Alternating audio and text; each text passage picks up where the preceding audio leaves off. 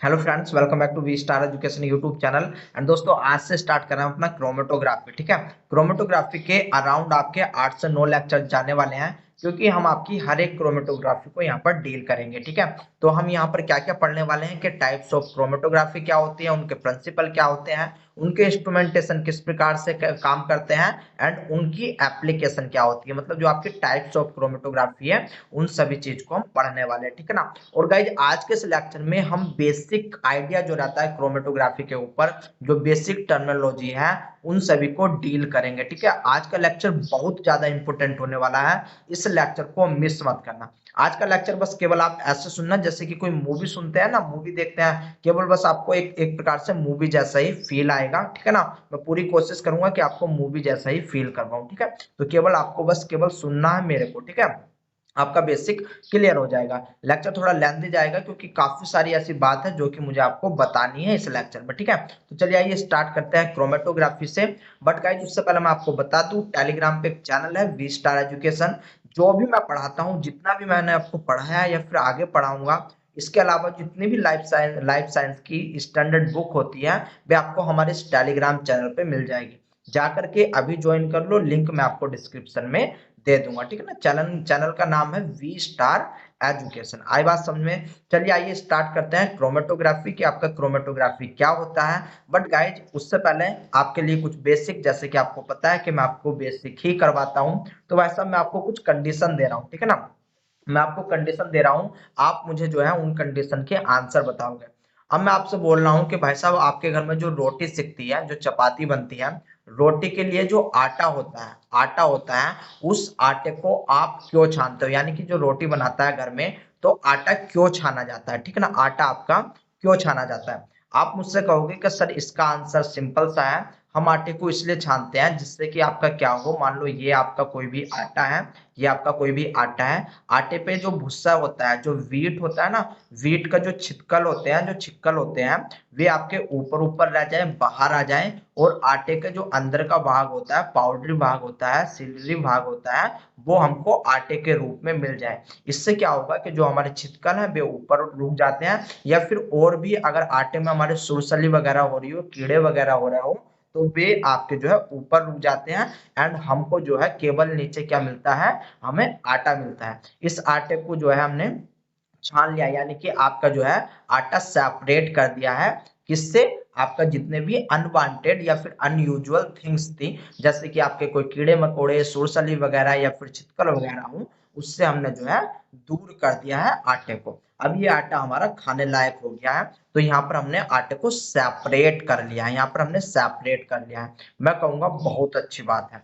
चलो, अब एक और दूसरी कंडीशन मैं आपको यहाँ पर देता हूँ। भाई साहब, अब आपको चावल बनाने हैं अपने घर पर। ठीक है ना, अब आपको चावल बनाने हैं, कोई मैटर नहीं करता कि चावल केवल लड़की बनाएगी या फिर लड़का बनाएगा। भाई कोई भी बना सकता है। खाना बनाना हर किसी पे आना चाहिए, चाहे लड़का हो चाहे लड़की हो। ठीक है ना। आई बात समझ में। तो देखो भाई साहब, अब मान लो आपको चावल बनाने हैं, लेकिन चावल बनाने में प्रॉब्लम एक है कि इस चावल के अंदर, जो आपके चावल हैं, इस चावल के अंदर आपके कीड़े भी हैं, यानी कि सुरसली टाइप की भी हैं, और इसके साथ साथ कंकड़ पड़े हुए हैं आपके इस चावल में। ठीक है ना, कंकड़ पड़े हुए हैं। फिर इसके बाद इसी में आपकी मिट्टी भी पड़ी हुई है। ठीक है ना, इन चावलों में मिट्टी भी पड़ी हुई है। तो सबसे पहले आप क्या काम करोगे, सबसे पहले आप इन चावलों को साफ करोगे, यानी कि जो है आपको जो है जितने भी ये अदर चीज है, ये अदर चीज है, इनसे आपको सेपरेट करना पड़ेगा अपने चावल को, जो आप घर में चावल बना रहे हो, जो राइस बना रहे हो। ठीक है ना, तभी आप जो है कुछ भी चीज बना पाओगे। तो आप कहोगे कि सही बात है सर, हम जो है अपने चावल से जितने भी आपके अनवांटेड ये चीजें हैं उनको सेपरेट कर लेंगे, हमें राइस मिलेंगे, राइस बना करके हम जो है अपना यूज कर लेंगे, अपना जो है चावल बना लेंगे। लेकिन सर, आप हमको रोटी बनाना और चावल बनाना क्यों सिखा रहे हो, हमको तो क्रोमेटोग्राफी पढ़नी है। ये तो बताओ क्रोमेटोग्राफी क्या होता है। मैं कहूंगा भाई साहब थोड़ा सा सब्र रखो, एक और कंडीशन चलो मैं आपको दे देता हूँ। ये दो कंडीशन आपके लिए इजी थी। अब मैं आपसे कहूंगा कि भाई साहब, अब यहाँ पर मैंने जो है 6-7 तरीके के आपके अन्न ले लिए। ठीक है ना, अन्न का मतलब है आपकी, मैंने यहाँ पर मक्का ले ली। ठीक है ना, यहाँ पर आपकी मैंने मक्का ले ली, मक्के के साथ साथ मैंने यहाँ पर आपका गेहूं ले लिया, गेहूं ले लिया मैंने, यहाँ पर आपका बाजरा ले लिया, बाजरा ले लिया, मैंने यहाँ पर आपकी जो है और भी आप वो चावल ले सकते हो, मैंने यहाँ पर आपके चावल ले लिए। अब ये चीज ले करके मैंने इसको चक्की पर भेज दिया जहां पर आपका आटा पिसाई होती है, ठीक है ना। आटे पीसने वाले ने मेरा आटा पीस करके दे दिया, और यहाँ पर मुझे जो है अपना आटा मिल गया इन सभी का, जिसमें प्रेजेंट थे आपकी मक्का भी थी, गेहूं भी थे, चावल भी थे, बाजरा भी था, ठीक है ना। अब मेरे दिमाग में जो है अब कुछ खुरपैत उठी। अब मैं बोलूंगा कि भाई साहब ऐसा है कि मुझे अब इस आटे में से ना तुम एक काम करो, मक्का का आटा अलग निकाल के दो, मक्का का आटा अलग निकाल के दो, गेहूं का आटा अलग निकाल के दो, बाजरे का आटा अलग निकाल के दो, एंड चावल का जो आटा होता है वो मुझे अलग निकाल करके दो, ठीक है ना।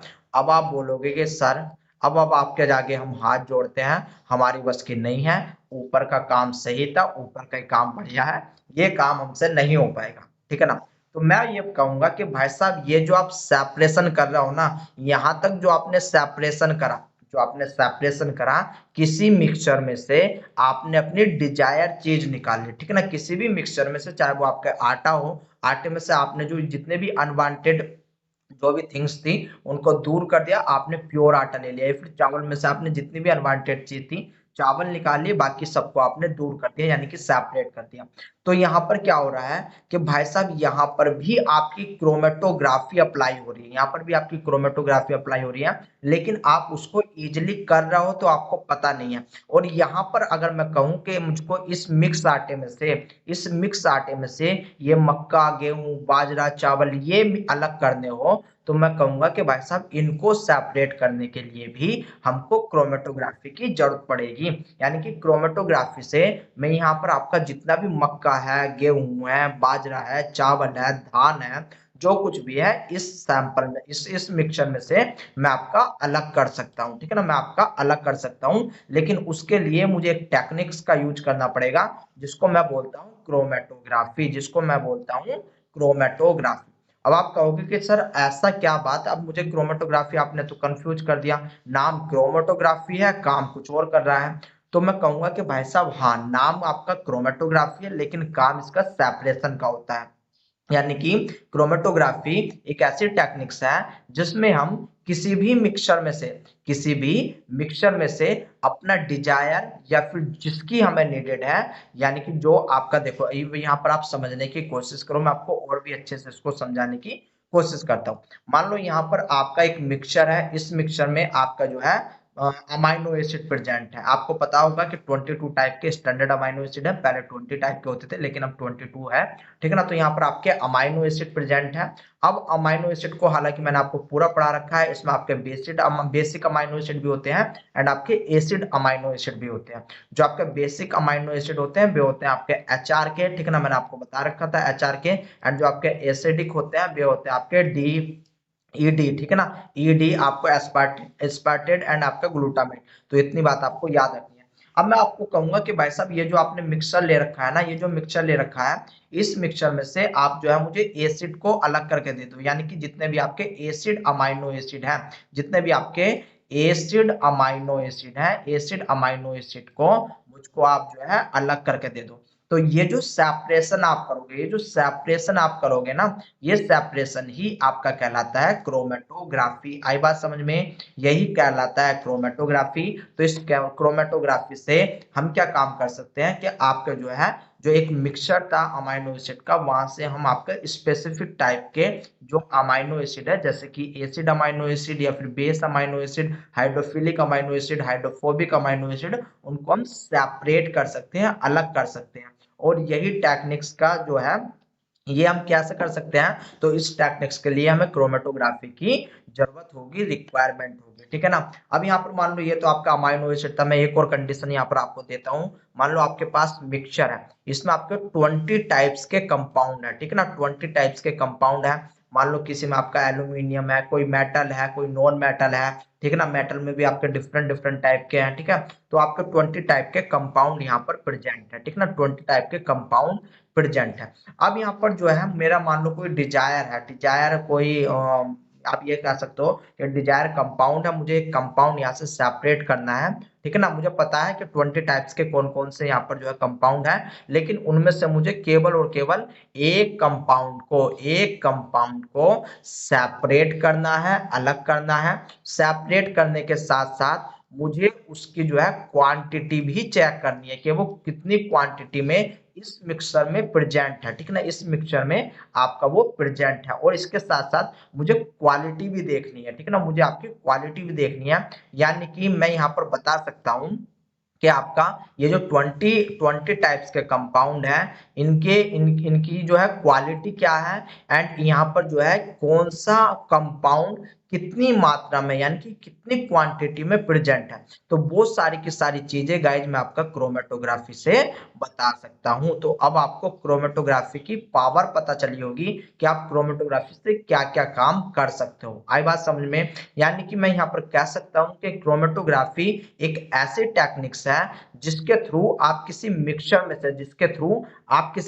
में से कोई भी कंपाउंड को अलग कर सकते हो। अलग करने के बाद उसको आप क्वांटिफाई भी कर सकते हो, ठीक ना। आई बात समझ में? तो यही है आपकी क्रोमेटोग्राफी। अब देखो भाई साहब यहाँ पर क्या है कि अब इस क्रोमेटोग्राफी का मतलब समझो कि भाई साहब इस क्रोमेटोग्राफी का मतलब क्या होता है। देखो ये दो शब्दों से मिलकर के बना हुआ है।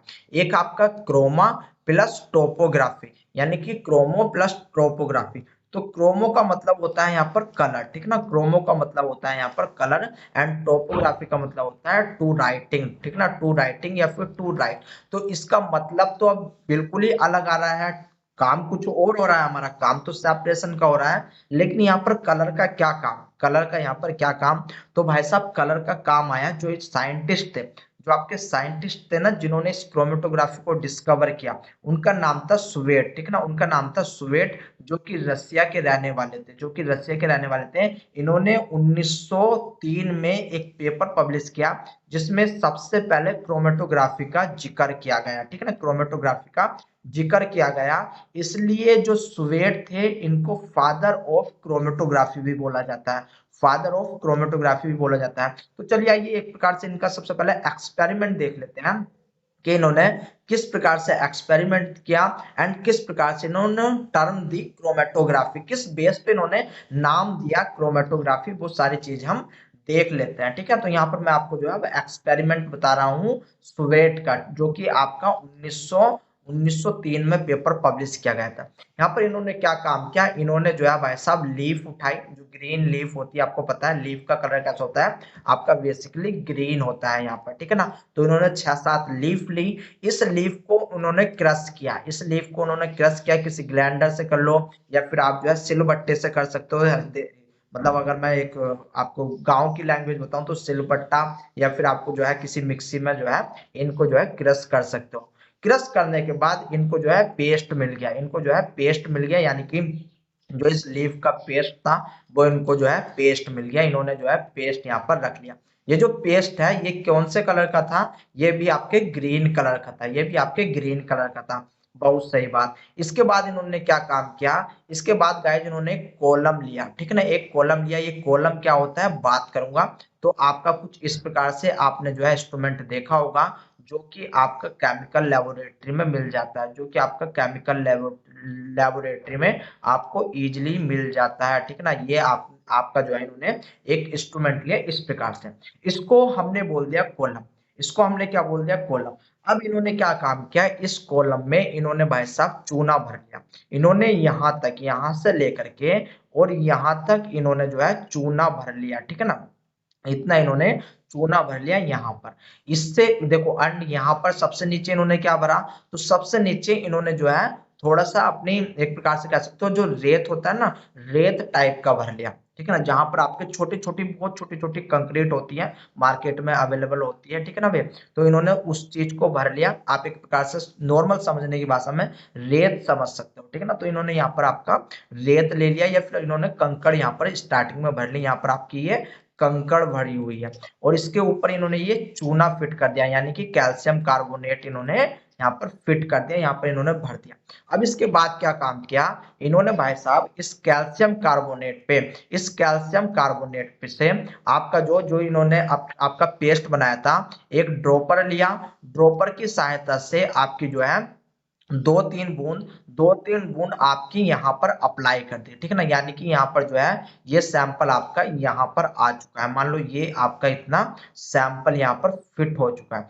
तो इन्होंने जो है चूने के ऊपर अपना जो सैंपल रख दिया, ठीक है ना, चूने के ऊपर अपना सैंपल रख दिया। सैंपल रखने के बाद अब इन्होंने क्या काम किया कि इन्होंने ऑर्गेनिक सॉल्वेंट लिया, इन्होंने ऑर्गेनिक सॉल्वेंट लिया। आपका ईथर हो सकता है, हाइड्रोकार्बन हो सकते हैं, या फिर आपका जो है कुछ भी अदर ऑर्गेनिक सॉल्वेंट हो सकता है। एंड उस ऑर्गेनिक सॉल्वेंट को इन्होंने यहाँ पर अप्लाई किया, ठीक है ना, उस ऑर्गेनिक सॉल्वेंट को इन्होंने यहाँ पर अप्लाई किया। अप्लाई जैसे ही किया तो जो आपका ऑर्गेनिक सॉल्वेंट था, ऑर्गेनिक सॉल्वेंट के साथ साथ, ऑर्गेनिक सॉल्वेंट के साथ साथ ये जो आपका यहाँ पर पेस्ट दिया गया था ना, या फिर जिसको हम सैंपल, यहाँ पर अब इसको मैं सैंपल बोल रहा हूँ, तो जो सैंपल दिया था वो सैंपल भी नीचे की साइड में आएगा, ठीक है ना, वो आपको नीचे की साइड में आएगा। एंड यहाँ पर इन्होंने क्या काम देखा कि भाई साहब यहाँ पर इनको जो जैसे देखो अब क्या हुआ कि स्टार्टिंग में आपका ग्रीन कलर था, स्टार्टिंग में आपका ये ग्रीन कलर था, लेकिन जैसे ही आपका जो ऑर्गेनिक सॉल्वेंट दिया गया तो यहाँ पर अब ग्रीन कलर में छुपा हुआ जितने भी आपके पिगमेंटेशन थे, जितने भी आपके पिगमेंटेशन थे, वे सभी आपकी लाइन बाय से बाहर निकले, ठीक है ना, बाहर निकले। यानी कि सबसे पहले मान लो यहाँ पर सबसे पहले आपका इस ग्रीन कलर में से, इस ग्रीन कलर में से मैं आपको एक प्रकार से वो दिखा देता हूँ, ठीक है ना। आपको जो है ये आप देख सकते हो ये पेपर क्रोमेटोग्राफी है हालांकि, ठीक है ना, लेकिन जो आपका स्वेट ने काम किया था वो आपका कॉलम में किया था। ये पेपर क्रोमेटोग्राफी, स्वेट क्या होता है, बहुत सारी चीजें अलग हैं, लेकिन यहाँ पर आप इस प्रकार से समझ सकते हो कि मान लो आपका जो स्टार्टिंग में ग्रीन कलर था, ग्रीन कलर के ऊपर जैसे ही हम यहाँ से आपका जो है केमिकल जाएगा, जैसे ही आपका केमिकल जाएगा, ये केमिकल क्या काम करेगा, ये जो आपका ग्रीन कलर है, इस ग्रीन कलर में से जितने भी आपके हिडन पिगमेंट थे, हिडन कलर थे, उन कलर को सेपरेट कर देगा, उन कलर को सेपरेट कर देगा। तो सबसे पहले यहाँ पर आपको क्लोरोफिल नजर आएंगे, उसके बाद आपको जैंथिन नजर आएंगे, देन आपको कैरोटीन नजर आएंगे। एंड गाइज ये सारे के सारे क्या है, पिगमेंट है, ये सारे के सारे आपके प्लांट के पिगमेंट है। यानी कि आपका जो है, जो इन्होंने ये एक्सपेरिमेंट किया, यहाँ पर इन्होंने क्या काम किया कि सबसे पहले आपका कौन बाहर निकल के आएगा, सबसे पहले आपका जो है वो क्लोरोफिल, मान लो आप मान करके चल सकते हो कि सबसे पहले आपका क्लोरोफिल निकल के आया, ठीक है ना। इसके बाद आपका जब पूरा का पूरा क्लोरोफिल आ गया, उसके बाद गाइज, उसके बाद आपका क्या निकल के आ गया, मान लो ये पहले नंबर का था, दूसरे नंबर पे आपका कैरोटीन निकल के आया। क्या निकल के आया, कैरोटीन निकल के आया। मैं यहाँ पर केवल और केवल आपको समझाने के लिए बता रहा हूँ, इस बात को याद रख लेना, ठीक है ना। आपका कैरोटीन निकल के आया, देन उसके बाद तीसरे नंबर पे आपका, तीसरे नंबर पे क्या आया, तीसरे नंबर पे आपका जैंथीन निकल करके आया, ठीक है ना, जैंथीन निकल के आया। यानी कि आपने केवल और केवल एक ग्रीन कलर ही अप्लाई किया था, यहाँ पर केवल और केवल ग्रीन कलर ही अप्लाई किया था, लेकिन इसके बाद आपको जो है डिफरेंट डिफरेंट टाइप के यहाँ पर कलर मिल रहे हैं, डिफरेंट डिफरेंट टाइप के यहाँ पर आपको कलर दिखाई दे रहे हैं, जिसके बेस पे यहाँ पर इन्होंने इस टेक्निक्स को नाम दिया था क्रोमेटोग्राफी, ठीक है ना, जिसके बेस पर इन्होंने नाम दिया था क्रोमेटोग्राफी, क्योंकि यहाँ पर आपको जो है, जो ये साइंटिस्ट थे, इनको डिफरेंट डिफरेंट टाइप के कलर यहाँ पर मिले, और इन्हीं कलर को यूज करके, इन्हीं कलर को देख करके इन्होंने इस टेक्निक्स का नाम दिया क्रोमेटोग्राफी। क्रोमेटोग्राफी, क्रोमो का मतलब होता है कलर, कलर, इन कलर को ही डिटेक्ट किया एंड उसको राइट किया, उसको लिखा, ठीक है ना। तो इसलिए जो है उन्होंने जो साइंटिस्ट थे उन्होंने नाम दिया क्रोमेटोग्राफी, क्रोमेटोग्राफी। आई बात समझ में। तो ये थी इसकी डिस्कवरी। याद रख लेना, जो स्वेट थे, स्वेट ने कैल्शियम क्लोराइड यानी कि चूने का यूज किया था, एंड ये कॉलम है आपका, ठीक है ना, ये आपका कॉलम है, इसको कंफ्यूज मत करना, जो मैंने ये वाला पार्ट रखा हुआ है ये एक्चुअल में आपकी पेपर क्रोमेटोग्राफी है, ठीक है ना। इस पेपर क्रोमेटोग्राफी को हम डिटेल में डिस्कस करेंगे।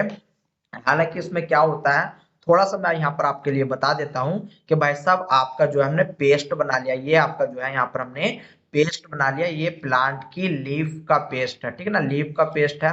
फिर यहाँ पर हमको एक पेपर लेना पड़ता है, ये पेपर आपका वर्ड्समैन पेपर हो सकता है, या फिर जो पुराने आप रजिस्टर यूज करते थे ना, जिनके पेज आपके काले होते थे, वो ले सकते हो। आपका जो हाई हाई रेटेड आपके जो पेज आ रहे हैं, ठीक है ना, जो बुकों में पेज आ रहे हैं, अब तो आपके काफी अच्छे अच्छे पेज आ रहे हैं, वो पेज आपको नहीं लेना। यानी कि आपको एक ऐसा पेज लेना है जहां पर आपको जो है कैपिलरी मोशन देखने को मिलता है, ठीक है ना, आपको कैपिलरी मोशन देखने को मिलता है। आप टिश्यू पेपर का भी यूज कर सकते हो। एंड हालांकि आपने ये एक एक्सपेरिमेंट अपनी क्लास में जरूर किया होगा, क्योंकि काफी सस्ता एक्सपेरिमेंट ये आपका होता है, ठीक है ना। यहाँ पर क्या काम किया, अब इन्होंने मान लो कोई ये टिश्यू पेपर ले लिया, यहाँ पर आपका इन्होंने पेपर ले लिया, इस पेपर पे इन्होंने क्या काम किया कि ड्रॉपर से एक बूंद आपकी जो है टपका दी, यानी कि एक बूंद यहाँ पर जो है वो रख दी, वन ड्रॉप यहाँ पर रख दी। एंड इसके बाद क्या काम किया, इसको जो है इस पेपर को इन्होंने उठा करके ऑर्गेनिक सॉल्वेंट, ये आपका ऑर्गेनिक सॉल्वेंट है, याद रख लेना, ऑर्गेनिक सॉल्वेंट में आपका रख दिया।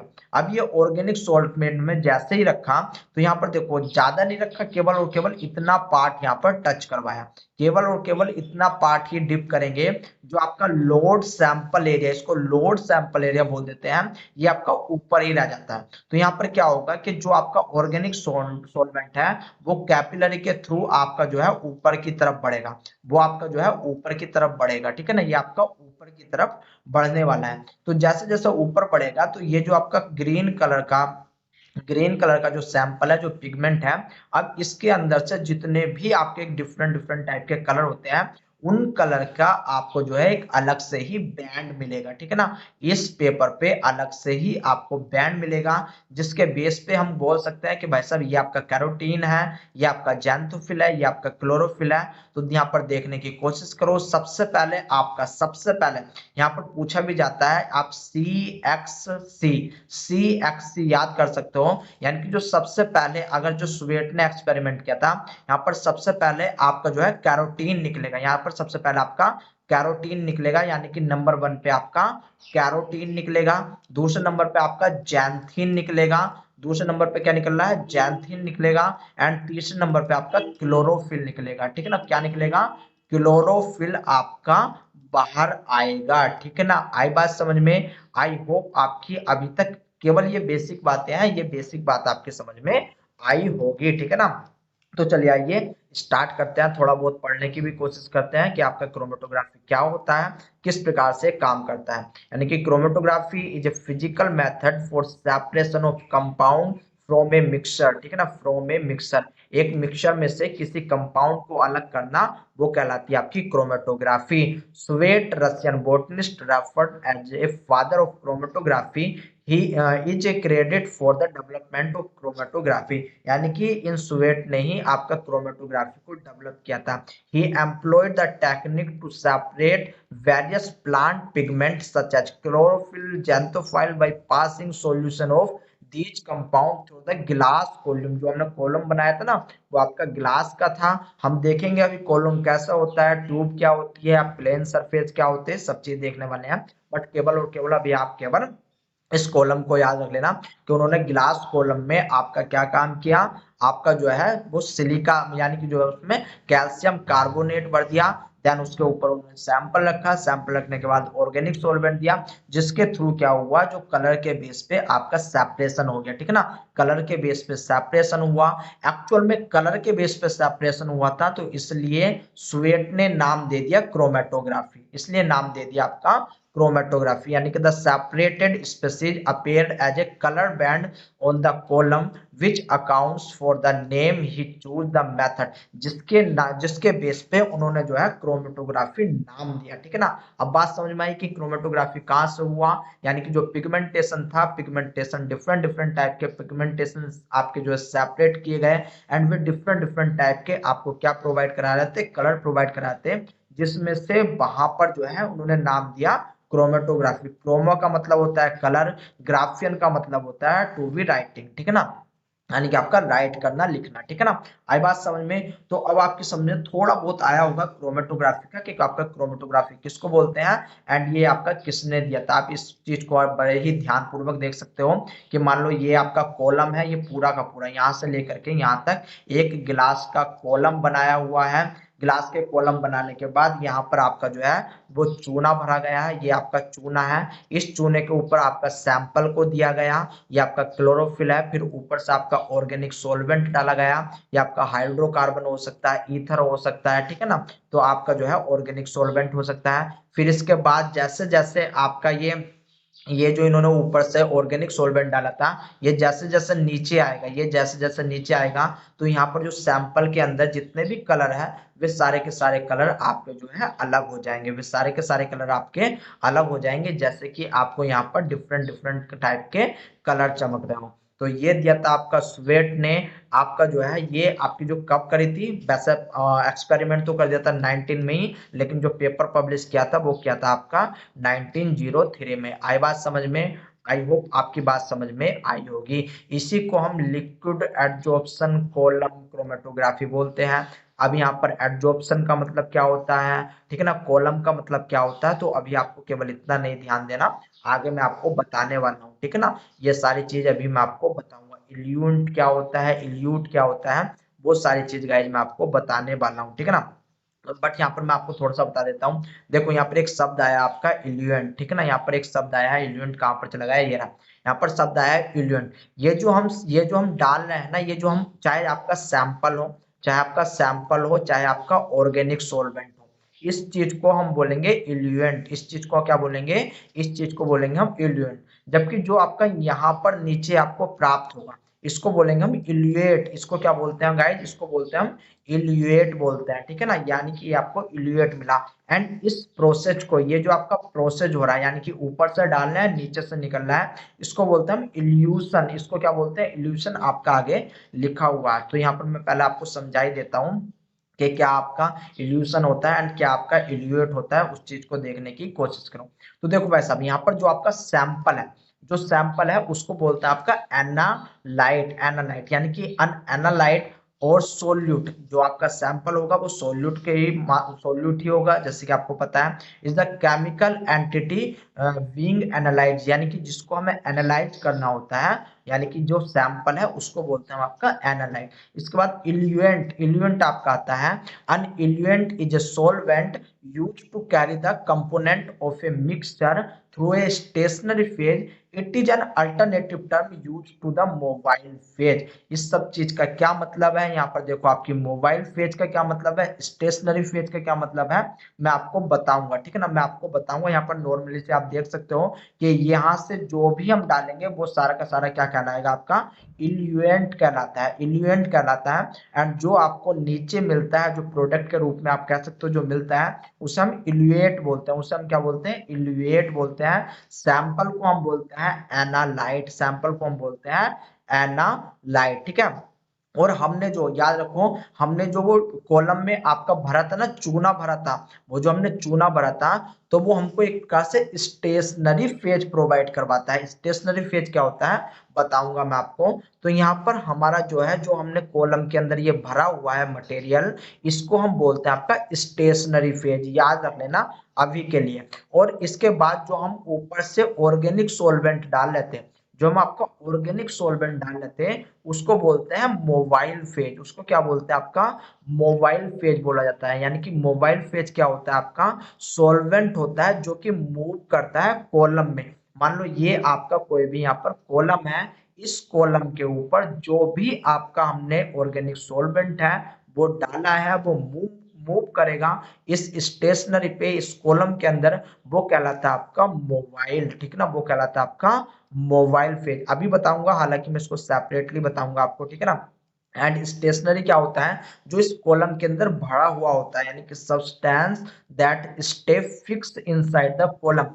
जो इस कॉलम के अंदर भरा हुआ है उसको बोलते हैं हम स्टेशनरी फेज, ठीक है ना। इल्यूएंट क्या है, इल्यूएंट मतलब जो आप डाल रहे हो ऊपर से। अब आप बोलोगे कि सर डालने को तो आपने अभी कहा कि वो मोबाइल फेज है, तो भाई साहब आप जो है, आप एक दूसरे के अपोजिट भी या फिर पर्यायवाची को यूज कर सकते हैं। इल्यूट क्या है, जो आपका बाहर निकल के आ रहा है, जो आपका बाहर निकल के आ रहा है। इल्यूशन क्या होता है, ये प्रोसेस होता है जिसमें हम कोई सा भी आपका जो है मोबाइल या फिर मूवेबल सब्सटेंस डालते हैं एंड वो नीचे आपका आता है, उसको बोलते हैं आपका इल्यूजन। एंड एनालाइट क्या होता है, यानी कि आपका सैंपल एनालाइट होता है। आई बात समझ में? तो चलिए आइए इसको, हालांकि अभी आपको समझ में आया है फिर नहीं आया मुझे नहीं पता, लेकिन मैं इसको आपको अभी बताऊंगा, ठीक है ना। तो आपको जो है ज्यादा दिक्कत लेने वाली बात है नहीं है, ठीक है। तो चलिए आइए, थोड़ा बहुत आपको बेसिक आइडिया लग गया है क्रोमेटोग्राफी का, तो इसका प्रिंसिपल भी अब आपके समझ में आ जाएगा। देखो भाई साहब, यहाँ पर chromatography is based on a very simple principal. यहाँ पर जो क्रोमेटोग्राफी है वेरी सिंपल प्रिंसिपल पे आपका जो काम करती है, जैसे कि the sample to be examine, जो आपका सैंपल एग्जामिन करना होता है, जिसको हम सोल्यूट या फिर एनालाइट बोलते हैं, उसको हम अलाउ करते हैं, is allow to interact with the immiscible phase. जो आपकी इमिजिबल फेज यानी कि दो डिफरेंट फेज होती है, एक अगर आप पूरब समझो तो दूसरे को पश्चिम समझो, एक पोलर है दूसरी नॉन पोलर है, ठीक है ना। इस प्रकार से आप जो है समझ सकते हो, यानी कि दो इमिजिबल फेज से जो हम आपका इंटरेक्ट करवाते हैं, जिसमें ये दो मिजिबल फेज क्या होती है, यानी कि जो आपकी दो इमिजिबल फेज है, एक आपकी मोबाइल फेज होगी, दूसरी आपकी स्टेशनरी फेज होगी। तो चलिए आइए, पहले मैं आपको मोबाइल फेज एंड आपका स्टेशनरी फेज के बारे में ही थोड़ा बहुत यहाँ पर बता देता हूँ, जिससे आपको एक बेसिक आइडिया लग जाएगा, ठीक है ना। मान लो यहाँ पर क्या है, यहाँ पर आपका एक कॉलम यहाँ पर मैंने बना दिया है, यहाँ पर आपका मैंने एक कॉलम बना दिया है। ये कॉलम आपका ग्लास का हो सकता है, ये कॉलम आपका जो है या तो आपका प्लास्टिक का हो सकता है, तो डिपेंड करता है कि हम क्या है कि किस प्रकार से अपना पैसा लगा रहे हैं, किस प्रकार से पैसा फूक रहे हैं, ठीक है। तो बात समझ में आई, आई होप आपकी समझ में आई होगी। अब यहाँ पर क्या है कि भाई साहब, ये कॉलम में से हमको अपना सैंपल को पास करवाना होता है, अपने सैंपल को पास करवाना हो सकता है। इसको आप इस प्रकार से समझो कि ये आपकी छन्नी है, जिसमें आप आटा छान रहे थे ना, कि ये आपकी एक प्रकार से छन्नी है, ठीक है ना, ये आपकी छन्नी है। अब ये छन्नी क्या होती है, इसके अंदर हम सिलिका जेल का यूज कर सकते हैं। जो सिलिका जेल होती है, सिलिका जेल आपका जो है पोलर नेचर का होता है, लेकिन अगर वहीं पर हम सिलिका सिलिका 18 का यूज करें तो ये आपका नॉन पोलर होता है। ये आपका कैसा होता है, नॉन पोलर होता है। यानी कि इस फेज में ये जो कॉलम होता है, यहाँ पर हमको कुछ ऐसे सब्सटेंस को फिल करना होता है जो कि स्टैटिक्स हो, जो कि यहाँ की यहीं पर रहे, इससे बाहर ना जाए, वोलेटाइल ना हो पाए, यानी कि आपका गैस की फॉर्म में, जैसे गैस दे देते हैं ना, गैस उड़ जाती है, तो आपकी उड़ ना पाए, केवल और केवल इसी कॉलम में प्रेजेंट हो, ठीक है ना, केवल और केवल आपकी इसी कॉलम में प्रेजेंट हो। तो हम यहाँ पर ऐसा कुछ सब्सटेंस भर देते हैं, या तो हम यहाँ पर आपका जेल भर दें, ठीक है ना, आपको पता होगा जेल भर दें, या फिर हम यहाँ पर आपकी कोई लिक्विड दे दें, यहाँ पर आपका कोई लिक्विड दे दें, या फिर यहाँ पर हम आपकी कोई ऐसी सॉलिड चीज दे दें जो कि आपकी जो है स्टैटिक्स प्रोवाइड करवाए, यानी कि आपकी जहां पर जो गति वो चीज ना कर सके। यानी कि यहाँ पर जो आपकी जो हमने कंपोनेंट प्रोवाइड करवाया है, वो आपका ऐसा है कि आपका जो है एक जगह से दूसरी जगह वोलेटाइल नहीं हो रहा है, एक जगह से दूसरी जगह उड़ के नहीं जा रहा, आपका ये जो है हमेशा फिक्स कंडीशन में है, ठीक है ना। ये आपका फिक्स अमाउंट में, फिक्स कंडीशन में है। अब यहाँ पर जैसे मैंने आपको बताया फिक्स अमाउंट में, फिक्स कंडीशन में है, तो इसी को हम बोलते हैं आपका स्टेशनरी फेज। इसी को बोलते हैं स्टेशनरी फेज, यानी कि ये आपका नॉन स्टैटिक्स होता है, ये आपका गति नहीं करता, ठीक है ना, ये आपका गति नहीं करता। तो यहाँ पर जो स्टेशनरी फेज है, याद रख लेना, स्टेशनरी फेज में आपका हमेशा हमेशा जो भी कंपाउंड आप या फिर जो भी सब्सटेंस प्रोवाइड करवा रहे हो, या तो वो सॉलिड होगा, ठीक है ना, या तो वो आपका सॉलिड होगा, या फिर वो आपका लिक्विड होगा, या फिर वो आपका लिक्विड होगा। 19% यानी कि 90% केस में आपका जो है सॉलिड मटेरियल मटेरियल ही आपका जो है स्टेशनरी फेज में हम यूज करते हैं, ठीक है ना, आपका जो है यूज करते हैं जो आपका सॉलिड मटेरियल होता है। तो ये था आपका स्टेशनरी की कहानी। अब दूसरा एक होता है आपका मोबाइल फेज। एक क्या होता है गाइस, एक होता है आपका मोबाइल फेज। अब जैसे कि इसका देखो नाम नाम बता रहा है मोबाइल, यानी कि ये आपकी गति करेगा, एक जगह से दूसरी जगह जाएगा। मोबाइल का मतलब होता है गति, ठीक है ना, गति करना। तो यहाँ पर क्या होगा कि यहाँ पर हम जिस भी सॉल्यूशन का यूज कर रहे हैं, जिस भी सॉल्यूशन का यूज कर रहे हैं उसके अंदर गति होनी चाहिए, ठीक है ना, गति होनी चाहिए। और ये जो मोबाइल है, एक्चुअल में इस मोबाइल को ही आपका गुजारा जाता है इस स्टेशनरी फेज से, इस स्टेशनरी फेज से आपका इस मोबाइल फेज को ही गुजारा जाता है। तो अब इस मोबाइल फेज को यहाँ पर गति करनी है, तो इसलिए या तो ये लिक्विड होना चाहिए, या तो ये आपका लिक्विड होना चाहिए, या फिर आपका गैस होना चाहिए, ठीक है ना, या तो लिक्विड हो या फिर गैस हो। सॉलिड कभी नहीं हो सकता, याद रख लेना, सॉलिड कभी नहीं हो सकता। जैसा आपका स्टेशनरी फेज में गैस कभी नहीं हो सकता, वैसे आपका मोबाइल फेज सॉलिड कभी नहीं हो सकता। यहाँ पर भी आपकी 90% केस में क्या होता है कि लिक्विड ही प्रेजेंट होता है, लिक्विड ही आपका एज ए मोबाइल फेज की तरह काम करता है। एंड इसको हमको जो है स्टेशनरी फेज से गुजारना होता है, स्टेशनरी फेज से गाइज गुजारना होता है। अब बात समझ में आई कि मोबाइल फेज क्या है एंड स्टेशनरी फेज क्या है, ठीक है ना। आई होप आपकी बात थोड़ी बहुत समझ में आई होगी। अब यहाँ पर हम क्या काम करते हैं कि इस मोबाइल फेज को मैं एमपी लिखूंगा, ठीक है ना, मोबाइल फेज को एमपी लिखूंगा एंड स्टेशनरी फेज को मैं आपका एसपी लिखूंगा। क्या लिखूंगा, मोबाइल फेज को एमपी एंड स्टेशनरी फेज को मैं एसपी लिखूंगा। इतनी बात आपको समझनी है, ठीक है ना। तो अगर देखो एक नॉर्मल सी मैं आपको ओवरऑल कहानी सुनाऊं, तो यहाँ पर हम सबसे पहले क्या काम करेंगे, हमको अपना जो है एक स्टेशनरी फेज बनानी पड़ेगी। ये आपका कॉलम में हो सकता है, ये आपका प्लेन सरफेस पे हो सकता है, ठीक है ना, वो डिपेंड करता है कि आपका क्या चीज है, ठीक है ना। मैं बताऊंगा आपको प्लेन क्या होता है एंड प्लेन सरफेस यानी कि प्लेनर क्रोमेटोग्राफी क्या होती है, एंड आपका जो है कॉलम क्रोमेटोग्राफी क्या होती है, वो चीज मैं आपको अलग से ही बताऊंगा गाइस, ठीक है। तो यहाँ पर हमने सबसे पहले क्या काम करा, अपनी स्टेशनरी फेज तैयार की। इस स्टेशनरी फेज पे हम आपका अप्लाई करते हैं सैंपल को, यानी कि जो हमारा सैंपल है, जो हमारा सोल्यूट है, जो हमारा एनालाइट है, उसको हम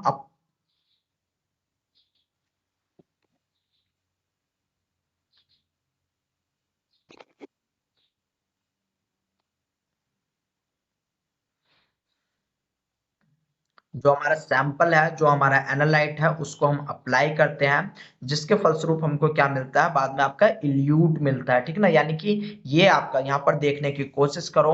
अब जो मैंने इल्यूएंट की बात की थी ना, इल्यूएंट की बात की थी, इल्यूएंट की बात की थी, उसमें आपका sample plus mobile phase, sample plus mobile phase दोनों चले आ रहे हैं, ठीक है ना। एंड यहाँ से जो आपका निकलेगा, यहाँ से जो आपका जो भी निकलेगा उसको हम बोलते हैं इल्यूएट, उसको क्या बोलेंगे, इल्यूएट बोलेंगे। आई बात समझ में, आई होप आपकी थोड़ी बहुत आपके भेजे में बात आई होगी, यानी कि आपके जो है दिमाग में बात घुसी होगी, ठीक है ना।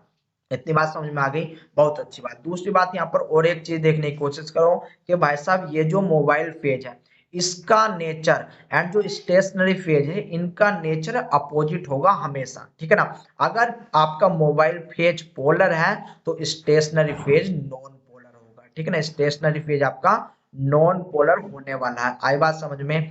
अब अगर मैं आपको एक देसी लैंग्वेज में बताऊं, तो आप इतना समझो कि भाई साहब जो आपका स्टेशनरी फेज है ना, स्टेशनरी फेज में हम एक चोर बैठा देते हैं, डाकू बैठा देते हैं, ठीक है ना, एक चोर एक डाकू बैठा देते हैं, जिसको सोना सोना जो है छीनना होता है, सोना छीनने वाला होता है। यानी कि मान लो ये आपका एक रास्ता है, ये आपका एक रास्ता है, इस रास्ते में हमने जो है जगह जगह डाकू बैठा दिए, ये आपके डाकू हमने बैठा दिए। अब हम कहेंगे कि भाई साहब जो सैंपल जो एनालाइट है, मान लो वो कोई व्यक्ति है, उस व्यक्ति के पास सोना भी है, उस व्यक्ति के पास खाना भी है, उस व्यक्ति के पास कपड़े भी हैं, उस व्यक्ति के पास और भी जरूरतमंद की चीज है। लेकिन हमने यहाँ पर क्या काम किया कि यहाँ पर जो हमने डाकू बैठाया हुआ है, उससे कहा कि भाई तुझे बस केवल और केवल सोने पे ध्यान रखना है, सोना महंगा है, तुझे सोना छीनना है, बाकी और तू उसको जो है सोना छीन के जाने देना, ठीक है। तो यहाँ पर हमने क्या काम किया कि ये जो आपका सैंपल है, ये जो आपका सैंपल है, इसको जो है इस रास्ते से भेजेंगे। जब ये आपका इस रास्ते से जाएगा, इस रास्ते से जाएगा, तो जो सोना होगा, सोना आपका कैप्चर कर लिया जाएगा, यानी कि जो गोल्ड है, गोल्ड कैप्चर कर लिया जाएगा। बाकी जितना भी अनवांटेड, यानी कि जितना भी वो आदमी है, आदमी के पास कपड़े हैं, कपड़े को जो है हम आपका जो है भेज देंगे। लेकिन फाइनली हमको क्या लेना था, सोना लेना था। तो हमने कुछ ऐसी चीज वहां पर लगा दी जिससे कि जो हमारा डिजायर कंपाउंड है ना, डिजायर कंपाउंड मिल जाए, डिजायर कंपाउंड आपका मिल जाए। एंड ये जो हमारा सैंपल है एक्चुअल में इसको पुश किया जाता है इस मोबाइल फेज से, इसको पुश किया जाता है, इसको धकेला जाता है कि भाई साहब जा तू जा, इसको जो है भेजा जाता है इस स्टेशनरी फेज में। आई बात समझ में? तो ये थी थोड़ी बहुत आपकी stationary phase and mobile phase की कहानी जो कि आपकी समझ में आई होगी। यानी कि यहाँ पर क्या हो रहा है, the sample to be examine, the sample to be examined called the solute or analyte is allowed to interact with two immeasurable phase, यानी कि इमेजिबल फेज यानी कि जो एक दूसरे से अलग हो, जैसे कि आपका mobile phase and stationary phase. The two immiscible phase could be solid and liquid, या आपकी सॉलिड या फिर लिक्विड हो सकती है, या फिर गैस एंड लिक्विड हो सकती है, या फिर आपकी लिक्विड एंड अनदर लिक्विड हो सकती है। कहने का मतलब क्या है कि जो ये हमने आपकी स्टेशनरी फेज बनाई, स्टेशनरी फेज में क्या हो सकता है कि स्टेशनरी फेज में आपकी दो चीज हो सकती है, या तो आपका सॉलिड प्रेजेंट हो या फिर लिक्विड प्रेजेंट हो, या फिर आपका जो मोबाइल फेज है उसमें आपका लिक्विड प्रेजेंट हो या फिर आपकी गैस प्रेजेंट हो। ठीक है ना, यही आपका जो है अब यही आपका प्रेजेंट होना चाहिए। सॉलिड में कभी भी आपकी गैस नहीं हो सकती एंड मोबाइल में कभी भी सॉलिड प्रेजेंट नहीं हो सकता। इसी के अकॉर्डिंग, इन दो चीज के अकॉर्डिंग ही जो हमारी क्रोमेटोग्राफी होती है उसको हम नाम देते हैं, उसको नाम देते हैं। अब मान लो आपकी जो है, मान लो हम कह रहे हैं कि लिक्विड सॉलिड क्रोमेटोग्राफी है। लिक्विड सॉलिड क्रोमेटोग्राफी का मतलब क्या है कि सबसे पहले हम मतलब ज्यादातर अधिकतर में क्या काम करते हैं कि पहला नाम हम आपके मोबाइल फेज का लेते हैं, देन आपका स्टेशनरी फेज का लेते हैं। यानी कि अगर मैं लिक्विड सॉलिड बोलना हूं तो मैं बोल सकता हूं कि भाई साहब यहाँ पर आपका जो है ये कंडीशन बनने वाली है, यानी कि जो है आपकी मोबाइल फेज लिक्विड रहेगी एंड स्टेशनरी फेज आपकी सॉलिड होने वाली है। ठीक है ना, मोस्टली में आपका यही चीज देखी गई है। ठीक है, आई बात समझ में? तो यहाँ पर जो कॉम्बिनेशन है या तो सॉलिड लिक्विड का हो सकता है, या फिर लिक्विड गैस का हो सकता है, या फिर लिक्विड लिक्विड का हो सकता है। यहाँ पर आपको जो है ये तीन कॉम्बिनेशन इजिली देखने को मिल जाएंगे। ठीक है ना, ये तीन कॉम्बिनेशन आपको इजिली देखने को मिल जाएंगे और सबसे ज्यादा आपको यही देखने को मिलता है। इनमें से भी 90% के केस में, इनमें से भी 90% के केस में, मतलब ये सबसे ज्यादा है। हालांकि आपका गैस आपका जो है सॉलिड गैस का भी बनना है, लेकिन वो बहुत कम होता है तो उस पर आपको वरी करने की जरूरत नहीं है। 90% के केस में आपको यहाँ पर सॉलिड लिक्विड केस देखने को मिलेंगे। सॉलिड आपकी स्टेशनरी फेज में आपको देखने को मिलेगा एंड मोबाइल फेज में आपको लिक्विड देखने को मिलेगा, जो मोस्टली क्रोमेटोग्राफी आपकी होती है। आई बात समझ में? आई होप आपकी बात समझ में आ गई। इसलिए यहाँ पर लिखा हुआ है कि the two immiscible phase could be solid and liquid, और gas and liquid and another liquid. आई बात समझ में? आई होप आपकी बात समझ में आई होगी। द स्टेशनरी फेज, जो आपकी स्टेशनरी फेज है वो आपकी सॉल्वेंट की तरह काम करती है। सॉल्वेंट मतलब सोखना, किसी चीज को सोखना। ठीक है ना, बात करेंगे कि आपका जो है किस प्रकार से स्टेशनरी काम करती है। विच मे बी सॉलिड और liquid supported on A solid does not move, जो कि जो आपकी जो स्टेशनरी फेज होती है वो आपकी मूव नहीं करती। इस बात को याद रख लेना, जो स्टेशनरी फेज है वो आपकी मूव नहीं करती है। द मोबाइल, अब आप बोलोगे कि सर पानी है, अगर हमने वाटर का यूज कर लिया तो वो तो मूवमेंट करेगा। भाई साहब भाई साहब भाई साहब, जो आपका लिक्विड है ना, लिक्विड में आपका क्या है, पहले से हम जो है कुछ ना कुछ सॉल्यूशन बना करके रखना है। ऐसा नहीं कि वहां पर आपका वाटर बना करके रखना है, और अगर वो वाटर हिल भी रहा है ना, वो वाटर मान लो आपका हिल भी रहा है तो वो केवल और केवल इस कॉलम में है ना, इस कॉलम से तो बाहर तो नहीं जा रहा। इसलिए यहाँ पर यूज किया गया है डज नॉट मूव, यानी कि वो आपका मूव नहीं कर रहा, कॉलम से बाहर नहीं जा रहा है। यहाँ पर हिल डुल सकता है, मुझे पता है कुछ बच्चों के दिमाग में ये घुसा होगा। ठीक है ना, इसलिए मैंने ये आपको बता दिया। तो यहाँ पर देखो, जो स्टेशनरी है वो आपकी सॉलिड हो सकती है या फिर लिक्विड हो सकती है, जबकि जो मोबाइल फेज है, mobile phase move the sample through the stationary phase, mobile phase को स्टेशनरी फेज से गुजरना होता है। द मोबाइल फेज में भी लिक्विड, मोबाइल फेज आपकी लिक्विड हो सकती है।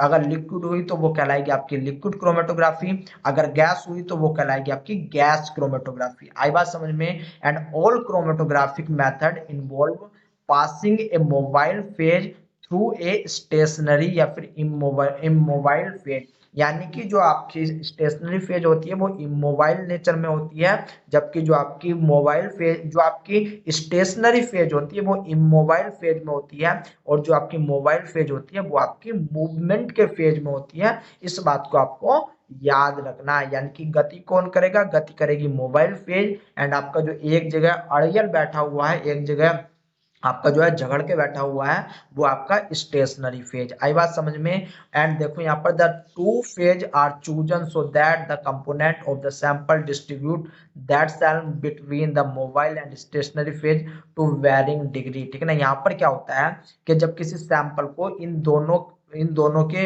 आपके जो है इन दोनों से गुजारा जाता है, तो वो सैंपल का नेचर डिपेंड करता है कि आपका जो सैंपल है वो मोबाइल फेज लविंग है या फिर आपका जो है स्टेशनरी फेज लविंग है। ठीक है ना, कभी कभी ऐसा होता है जो सैंपल होता है ना, ये सैंपल आपका सैंपल एंड मोबाइल, इनका जो नेचर होता है वो आपका मोस्टली 90% तक सिमिलर होता है, एंड 10% आपका अलग होता है। ठीक है ना, जो आपका सैंपल है वो आपका जो है मोबाइल, यहाँ पर सैंपल की जगह मैं एनालाइट कर रहा हूँ, आपको याद रहेगा।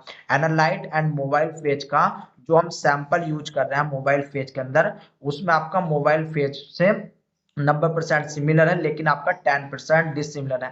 तो ये जो 10% डिसिमिलर है, एक्चुअल में ये आपका फंस जाएगा स्टेशनरी फेज में, ये आपका स्टेशनरी फेज लविंग है। ठीक है ना, ये आपका स्टेशनरी फेज लविंग है, ये स्टेशनरी फेज में निकल आपका जो है रह जाएगा, जिसको हम बाद में सेपरेट कर लेंगे। ठीक है ना, बाद में सेपरेट कर लेंगे। इसी प्रकार से ऐसा भी हो सकता है कि जो आपका एनालाइट है, जो एनालाइट है वो हो सकता है कि आपका जो हमने मोबाइल फेज अप्लाई करी है, सबसे पहले हम आपका एनालाइट यानी कि सैंपल देते हैं, फिर उसके बाद हमने आपके मोबाइल फेज अप्लाई किया। ऐसा हो सकता है कि मोबाइल फेज के केवल 50% ही सिमिलर हो, 50% आपका डिसिमिलर हो। ठीक है ना, 50% डिसिमिलर हो, तो जो 50% डिसिमिलर है वो आपका सिमिलरिटी रखेगा किसके साथ, स्टेशनरी फेज के साथ। यही कॉन्सेप्ट होता है सिमिलर डिसिमिलर लाइक डिसलाइक का कॉन्सेप्ट होता है, जो कि यहाँ पर आपका अप्लाई किया जाता है इस क्रोमेटोग्राफी में। आई बात समझ में, आई होप आपकी बात समझ में आई होगी। अब यहाँ पर हम देखते हैं क्लासिफिकेशन ऑफ क्रोमेटोग्राफी। तो भाई साहब यहाँ से पूछा जाता है आपसे 2-2 नंबर का क्वेश्चन पूछा जाता है, जो कि आपको याद रखना है। अब क्लासिफिकेशन के काफी सारे मेथड होते हैं, जिसको आप यहाँ पर देख सकते हो। यहाँ पर पहला मेथड है on the basis of shape of the chromatographic bed, यानी कि जो हमने स्टेशनरी फेज यूज करी थी ना, जो हमने स्टेशनरी फेज यूज करी थी, उसके बेस पर आपका दो प्रकार का हो सकता है। ठीक है ना, उसके बेस पर आपका दो प्रकार का हो सकता है। एक होता है प्लेनर क्रोमेटोग्राफी, ठीक है ना, प्लेनर क्रोमेटोग्राफी। दूसरा होता है आपका कॉलम क्रोमेटोग्राफी। अब ये प्लेनर क्रोमेटोग्राफी क्या होता है, तो जो स्टेशनरी की फेज होती है वो आपकी प्लेन सरफेस होती है। ओनली यहाँ पर आपको क्या देखने को मिलेगा, केवल और केवल यहाँ पर आपको एक प्लेन सरफेस देखने को मिलेगी। एंड यहाँ पर जो आपको क्रोमेटोग्राफी इसको बोलते हैं, आपका 2 डायमेंशन में ही आपको क्रोमेटोग्राफी देखने को मिलेगी, यानी कि आप आगे पीछे देख सकते हो, ऊपर नीचे यहाँ पर नहीं देख सकते हो। इसके एग्जाम्पल है आपके paper chromatography and thin layer chromatography, यानी कि TLC। ठीक है ना, थिन लेयर क्रोमेटोग्राफी। आई बात समझ में। इसके बाद दूसरा आता है आपका कॉलम कॉलम क्रोमेटोग्राफी। अब ये कॉलम क्रोमेटोग्राफी क्या होता है, तो यहाँ पर एक आपका कॉलम तैयार किया जाता है, एक आपका कॉलम तैयार किया जाता है। इस कॉलम में आपका जो भी स्टेशनरी फेज में हमको सब्सटेंस देना हो, वो सब्सटेंस हमारा पोलर हो सकता है, नॉन पोलर हो सकता है, डिपेंड करते हैं कि भाई साहब हम किस प्रकार की क्रोमेटोग्राफी को रन करवा रहे हैं। ठीक है ना, डिपेंड करता है। अब यहाँ पर जो है हम इस स्टेशनरी फेज में अपने सब्सटेंस को फिल कर देंगे, पूरा फिल कर देंगे। याद रख लेना, जब हम कॉलम को सेट करते हैं, कोई भी आपको बबल नहीं मिलना चाहिए, कोई भी आपको ब्रेक डाउन नहीं मिलना चाहिए। कॉलम बनाते हुए ये हमको ध्यान रखना पड़ता है। ठीक है ना, ये कॉलम आपका गिलास का हो सकता है, प्लास्टिक का हो सकता है। तो इसी कॉलम के बेस पे जो हम सेपरेशन करते हैं, डिफरेंट डिफरेंट टाइप की टेक्निक्स को हम यहाँ पर सेपरेट करते हैं, यानी कि डिफरेंट डिफरेंट टाइप के यहाँ पर टेक्निक्स का यूज करते हैं। इस कॉलम क्रोमेटोग्राफी में आपकी IEC चले आते हैं, HPLC चले आते हैं, AC चले आती हैं। अब ये आपका AC HPLC क्या होता है, तो यहाँ पर देखने की कोशिश करो, हालांकि आपके जो है आगे नाम भी लिखे हुए हैं। तो यहाँ पर देखो टाइप्स, यहाँ पर टाइप्स ऑफ क्रोमेटोग्राफी में जो आपकी प्लेनर क्रोमेटोग्राफी होती है उसमें paper chromatography, thin layer chromatography and जो कॉलम होता है, कॉलम के अंदर आपके size exclusion chromatography. Size exclusion में आपका क्या आता है गाइस, इसको हम जेल परमिएशन या फिर जेल फिल्ट्रेशन क्रोमेटोग्राफी भी बोल सकते हैं, ठीक है ना। जेल परमिएशन क्या होता है, जेल फिल्ट्रेशन क्या होता है, हम बात करेंगे आगे जब सेपरेटली मैं आपको पढ़ाऊंगा। इसके बाद आयन एक्सचेंज क्रोमेटोग्राफी, जिसमें हम on the basis of ion यानी कि अनआयन कैटायन उनके बेस पर किसी भी आपके चार्ज मॉलिक्यूल को सेपरेट करें, उसको बोलते हैं आपका ion exchange chromatography. Affinity chromatography, जहां पर गाइज हमको जो है डिफरेंट डिफरेंट टाइप के बॉन्ड देखने को मिलेंगे, आपका जो covalent bond, non covalent bond, तो इस प्रकार से हमको कोवेलेंट देखने को मिलेंगे।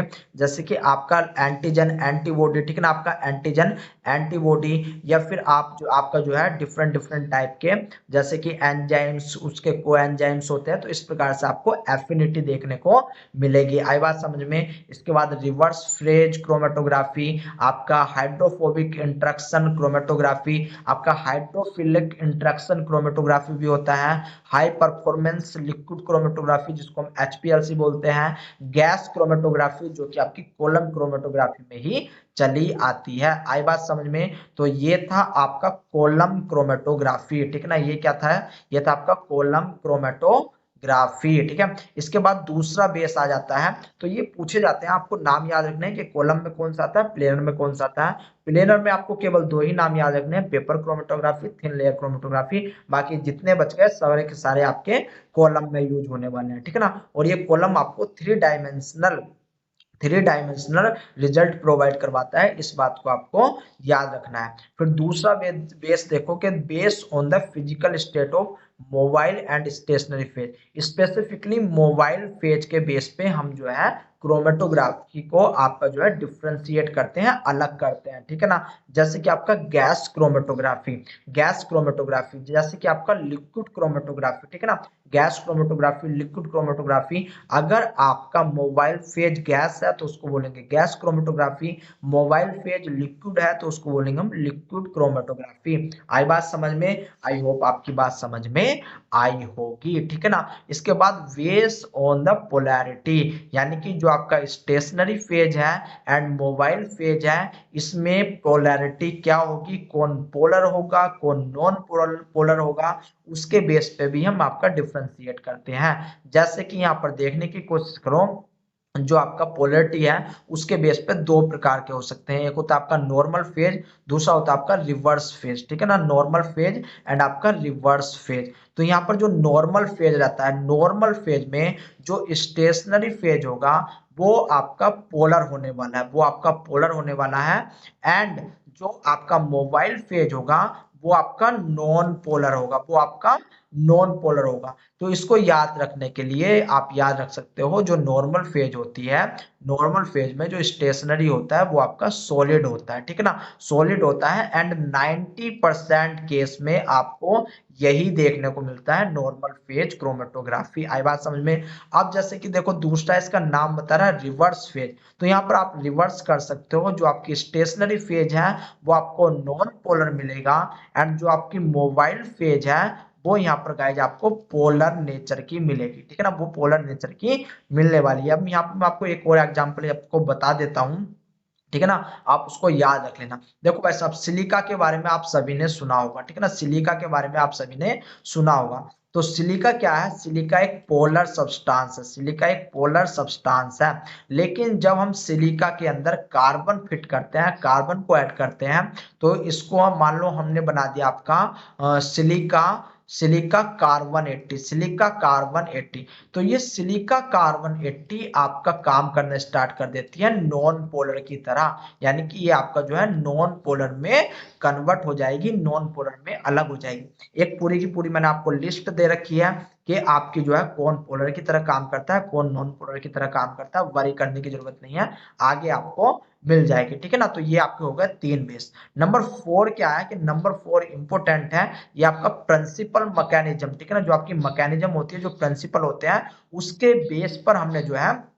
क्लासिफाइड किया है, ठीक है ना। जैसे कि आपका एडजॉर्प्शन क्रोमेटोग्राफी, एडजॉर्प्शन क्रोमेटोग्राफी में क्या होता है कि जो आपकी स्टेशनरी फेज होती है, जो आपकी स्टेशनरी फेज होती है वो हमेशा सॉलिड होती है एंड वो आपके एब्जॉर्ब करती है, वो आपका जो भी मोबाइल फेज के साथ जो भी साथ सैंपल आ रहा है, सैंपल में जो भी सोल्यूट डिजायर्ड सोल्यूट है उसको वो आपका एब्जॉर्ब कर लेगी, आपका क्या कर लेगी, एब्जॉर्ब कर लेगी, ठीक है ना। इसके एग्जांपल है आपके टीएलसी, टीएलसी, सीसी एंड आपका गैस, आपका जीएससी, ठीक है ना। फुल फॉर्म इनकी आगे लिखी हुई है, बड़ी करने की बात नहीं है। कॉलम क्रोमेटोग्राफी, क्रोमेटोग्राफी, ठीक है ना। इनको जो है हम आगे पढ़ेंगे, एक एक करके सभी को पढ़ने वाले हैं, वरी करने की जरूरत नहीं है। देखेंगे एडजॉर्प्शन क्रोमेटोग्राफी क्या होता है, इसको अलग से ही पढ़ेंगे, ठीक है ना। इसका जो है प्रिंसिपल अलग से देखेंगे, वरी करने की जरूरत नहीं है। फिर आता है आपका पार्टीशन क्रोमेटोग्राफी। पार्टीशन क्रोमेटोग्राफी क्या होती है कि दो लिक्विड के बीच जब हम आपके सैंपल को पास करवाते हैं तो वहां पर आपको पार्टीशन देखने को मिलता है, ठीक है ना।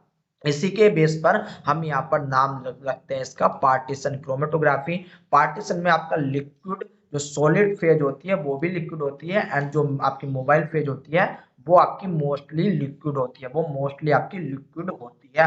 इसका एग्जांपल है पेपर क्रोमेटोग्राफी। अब देखो बच्चे पेपर क्रोमेटोग्राफी में बहुत ज्यादा कंफ्यूज होते हैं। कंफ्यूजन ये रहती है कि सर जो स्टेशनरी फेज है उसमें तो हम आपके पेपर का यूज कर रहे हैं एंड आपने बताया है कि यहाँ पर जो है जो आपका मोबाइल फेज जो आपकी स्टेशनरी फेज है, स्टेशनरी फेज लिक्विड है, तो यहाँ पर ये पेपर लिक्विड कैसे बन गया, इसका जवाब गाइज मैं आपको जब पेपर क्रोमेटोग्राफी पढ़ाऊंगा तब देने वाला हूँ, ठीक है ना। तो अभी के लिए आप जो है इसको रोक करके रखना। इसके बाद आपकी आयन एक्सचेंज क्रोमेटोग्राफी आ जाती है।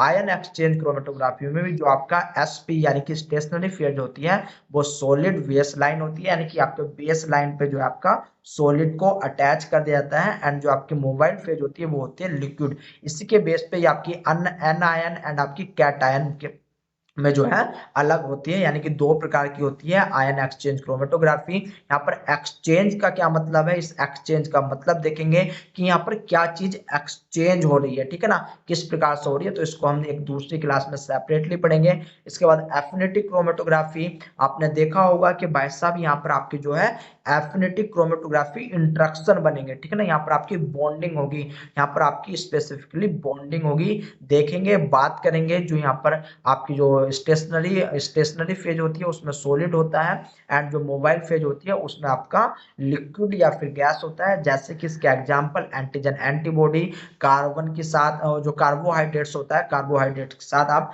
लैक्टीन को अटैच कर सकते हो, यानी कि कार्बोहाइड्रेट्स को आप सेपरेट कर सकते हो, ठीक है ना। हम बात करेंगे एफिनिटी क्रोमेटोग्राफी में किस प्रकार से करते हैं, वरी करने की जरूरत नहीं है। साइज एक्सक्लूजन क्रोमेटोग्राफी, जहां पर हम आपका साइज के बेस पर जो है डिफ्रेंशिएट करते हैं, आपका जो है सेपरेट करते हैं। सेम वही काम है जो हम आपका आटा छान रहे थे ना, आटे में क्या होता है, भूसा मोटा मोटा होता है जबकि आटा आपका बारीक होता है, तो आप कह सकते हो कि वो एक प्रकार का साइज एक्सक्लूजन है, ठीक है ना। इस साइज एक्सक्लूजन में हम पढ़ेंगे जेल परमिएशन क्या होता है, यानी कि यहाँ पर किस प्रकार से आपके क्रिस्टल पाए जाते हैं, जेल फिल्ट्रेशन क्या होता है, ठीक है ना। ये सारी चीजें हम देखने वाले हैं। तो यहाँ पर जो आपका स्पेसिफिक स्टेशनरी फेज में होता है वो आपका सॉलिड होता है एंड जो मोबाइल फेज होता है वहां पर आपका लिक्विड होता है। तो ये चीज आपकी पूछी जाती है कि किसमें लिक्विड फेज है, यानी कि मोबाइल फेज में लिक्विड है या सॉलिड है, या फिर स्टेशनरी फेज में आपका आपका जो है वो क्या चीज है। तो मैंने यहाँ पर इसी वजह से आपके लिए ये रखे हुए हैं। तो आई होप गाइड आप इनको याद कर लोगे क्योंकि ये आपसे पूछे जाते हैं। वन बाय वन हम सारी की सारी क्रोमेटोग्राफी को अलग से पढ़ेंगे, अलग से डील करेंगे, तो वरी करने की आपको जरूरत है नहीं है। अलग से पढ़ाऊंगा एडजॉर्प्शन क्रोमेटोग्राफी क्या होती है, टीएलसी क्या होती है, प्ले आपके पेपर क्रोमेटोग्राफी क्या होती है, कॉलम क्रोमेटोग्राफी किसको बोलते हैं, आयन एक्सचेंज क्रोमेटोग्राफी किसको बोलते हैं, एफिनिटी क्रोमेटोग्राफी किसको बोलते हैं, ये सारी की सारी चीजें गाइज मैं आपसे अलग ही डिस्कस करूंगा। तो यहाँ पर देखने की कोशिश करो कि आपकी एलएलसी मतलब लिक्विड लिक्विड क्रोमेटोग्राफी, यहाँ पर जो स्टेशनरी फेज होगा वो आपका लिक्विड में होगा एंड मोबाइल फेज भी आपका लिक्विड होने वाला है। जबकि जो आपकी टीएलसी है, टीएलसी मतलब थिन लेयर क्रोमेटोग्राफी, एलएससी मतलब आपका लिक्विड सॉलिड क्रोमेटोग्राफी, बीपीएससी मतलब बॉन्डेड फेज क्रोमेटोग्राफी, आईईसी यानी कि आयन एक्सचेंज क्रोमेटोग्राफी, एसईसी यानी कि साइज एक्सक्लूजन क्रोमेटोग्राफी। यहाँ पर आपके जो स्टेशनरी फेज होते हैं वे आपके क्या होते हैं, सॉलिड होते हैं, जबकि जो मोबाइल फेज होता है वो आपका लिक्विड होता है। इसके बाद जो आपका एसएफसी होता है, एसएफसी में क्या काम होता है कि यहाँ पर जो मोबाइल फेज होता है वो सुपर क्रिटिकल फ्लूइड होता है। ये सुपर क्रिटिकल फ्लूइड क्या होता है कि आपकी सॉलिड एंड आपकी लिक्विड के बीच के जो फेज होती है उसको बोलते हैं सुपर क्रिटिकल फ्लूइड। ये आपका पूछा भी नहीं जाता तो इतना इंपॉर्टेंट नहीं है, ठीक है ना। एस एफ सी यानी कि आपका super critical fluid chromatography, stationary phase यहाँ पर आपकी लिक्विड होती है, ठीक है ना, आई बात समझ में। जबकि जो आपकी जीएससी होती है यहाँ पर स्टेशनरी फेज आपकी सॉलिड होती है, और जो मोबाइल फेज होती है वो यहाँ पर गैस होती है। जीएससी होता है गैस सॉलिड क्रोमेटोग्राफी, एंड आपका गैस लिक्विड क्रोमेटोग्राफी। जो मोबाइल है वो आपकी गैस है एंड स्टेशनरी फेज आपकी लिक्विड है। तो 2 नंबर में आपसे केवल और केवल इतना ही पूछ लिया जाता है कि मोबाइल में क्या है एंड स्टेशनरी में आपका क्या चीज है। आई बात समझ में, आई होप आपकी बात समझ में आई होगी। अब यहाँ पर देखो मैंने हालांकि आपको बता दिया है एनालाइट क्या है, सैंपल है, इल्यूट क्या है जो मिक्सचर हम डाल रहे हैं, एंड इल्यूएट क्या है जो हमें प्राप्त हो रहा है नीचे से, ठीक है ना। इसके बाद इल्यूशन क्या है, एक प्रोसेस होता है। इसके बाद आपका एक होता है क्रोमेटोग्राम।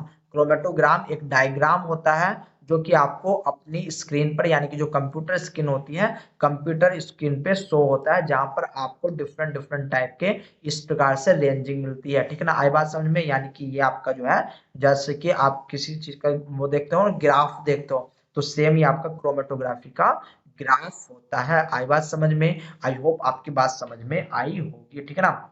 वैसे देखो यहाँ पर मैंने पूरा लिख रखा है कि प्लेनर क्रोमेटोग्राफी क्या होती है, कॉलम क्रोमेटोग्राफी क्या होती है, हालांकि मैंने आपको समझाया भी है।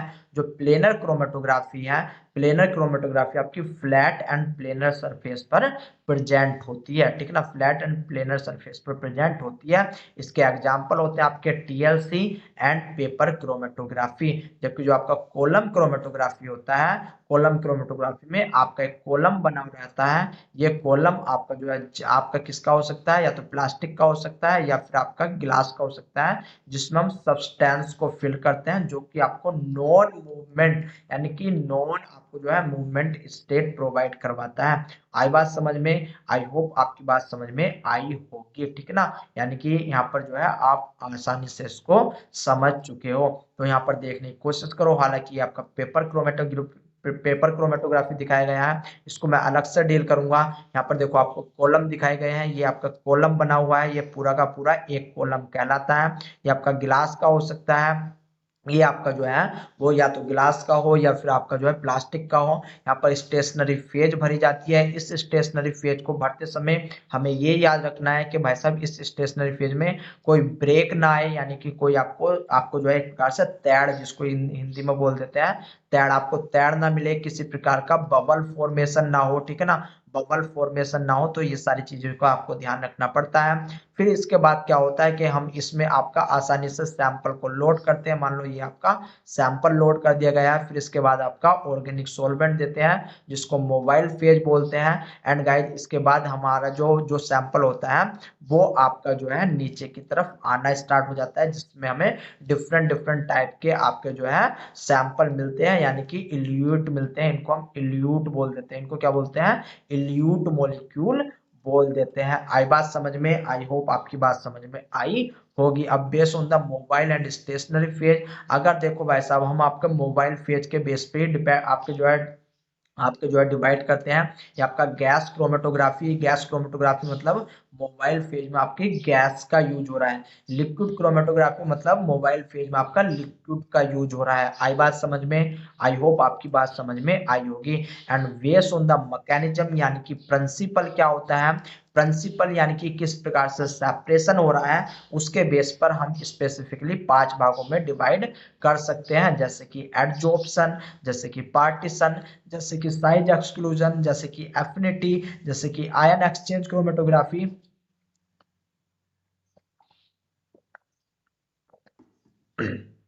सॉरी फॉर दैट, ठीक है। तो इनके बेस पर हम जो है डिफरेंशिएट आपका कर सकते हैं। ठीक है, तो ये था आपका क्लासिफिकेशन। अब थोड़ी सी एप्लीकेशन देख लो कि क्रोमेटोग्राफी की एप्लीकेशन क्या क्या होती है।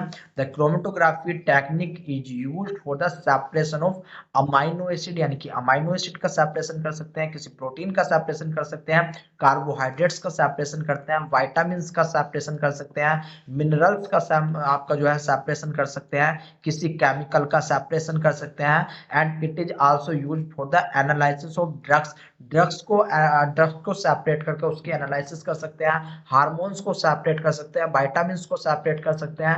Helpful for the qualitative and quantitative, यानी कि हमारे मिक्सचर में जो डिजायर कंपाउंड है उसकी कितनी मात्रा है एंड उसकी क्वालिटी क्या है, उसको भी हम आपका मेजरमेंट कर सकते हैं इस आपके क्रोमेटोग्राफी में। स्पेसिफिकली क्वालिटी एंड क्वांटिटेटिव के लिए हम आपका HPLC का यूज करते हैं। ठीक है ना, आपको HPLC में पढ़ाऊंगा बिल्कुल अच्छे से अच्छे वाली। तो यहाँ पर देखो, नेक्स्ट देखो, the technique is also useful for the determination of molecular weight of protein, and molecular weight पे भी, यानी कि साइज एक्सक्लूजन की बात कर रहा है ये, उसके बेस पर भी हम आपका जो है आपकी डिफरेंट डिफरेंट टाइप की क्रोमेटोग्राफी को यहाँ पर यूज करते हैं। ठीक है ना, तो ये था आज का लेक्चर। अब हम इसके टाइप्स की बात करेंगे, उसमें किस प्रकार से इंस्ट्रूमेंटेशन होता है, किस प्रकार से आपकी उनके यूजेज होते हैं, वो सारी चीज देखने वाले हैं।